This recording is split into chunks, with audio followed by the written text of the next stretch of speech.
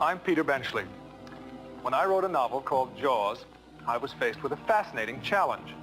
How to describe the instincts of a beast that is so perfect that it has never needed to evolve. Well, to write about sharks is one thing, but to venture into their world is something else.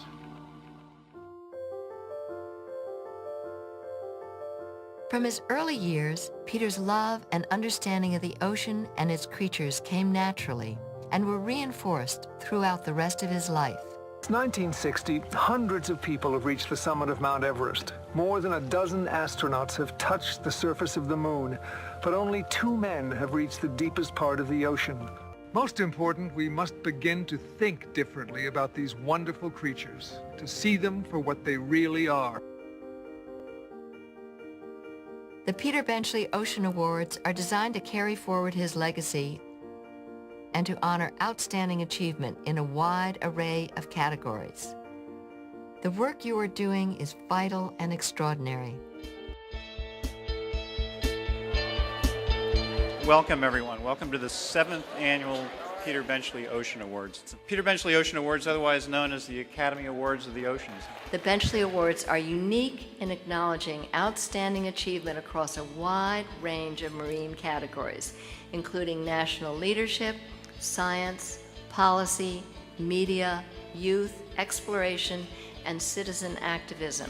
It means so much, just the recognition and being able to network all these other amazing people and getting their advice and just learning from them. To make a difference, you have to become the difference and not just be a small wave of change in the world.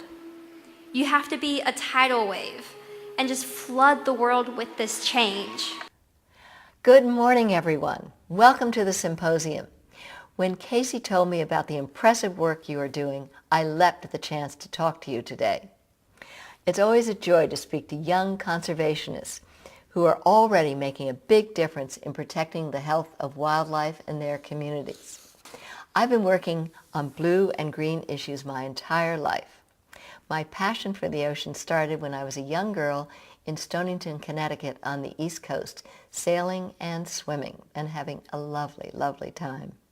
I would later become an active supporter of blue and green issues. As a young mom raising 2 children in Princeton, New Jersey, these issues were front and center.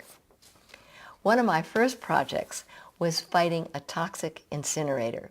It took me 8 years, but we did win, so it was worth the effort. The pivotal turning point in my life was when my husband, Peter Benchley, wrote the novel Jaws. It changed our lives forever, and for the next 30 years after the movie and the book came out, we dedicated our lives to protecting sharks and the ocean. I overcame my claustrophobia, which was really pretty major. I learned how to scuba dive and had a fascinating time traveling the world, diving in oceans, and discovering the exotic creatures and enchanting beauty that the oceans hold. I also, however, witnessed the tremendous destruction that we have caused. As you all know, the health of our oceans is directly connected to our rivers and waterways.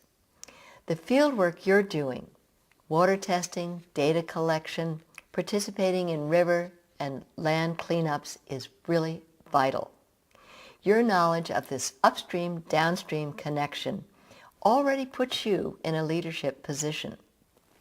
Most people don't really understand that no matter where we live on Earth, our actions are impacting the oceans. I hope you will take this important work experience that you have had to the next level as you think about college and your careers. More than ever, we need environmental problem solvers across every level of expertise. People often ask me what they can do that will make a difference for our oceans. I say to them, just look in the mirror, think about what you love, and then try to follow your passion. Also think about how that passion might connect, even in an indirect way, to the oceans and to the environment. The truth is almost every field of endeavor can connect to protecting our environment in some way. You do not have to be a marine scientist or a professional diver to make a difference. Feeding a world with 9 billion people, ensuring that we have enough water, and addressing big ocean issues like overfishing, pollution, and climate change is the challenge of our century, your century. We are at a positive tipping point, I believe. I have seen so much progress in the last decade. Ocean conservation is on a roll, and I know you'll keep the momentum going. So congratulations to you on your terrific work, and thank you for having me here today to talk to you via video.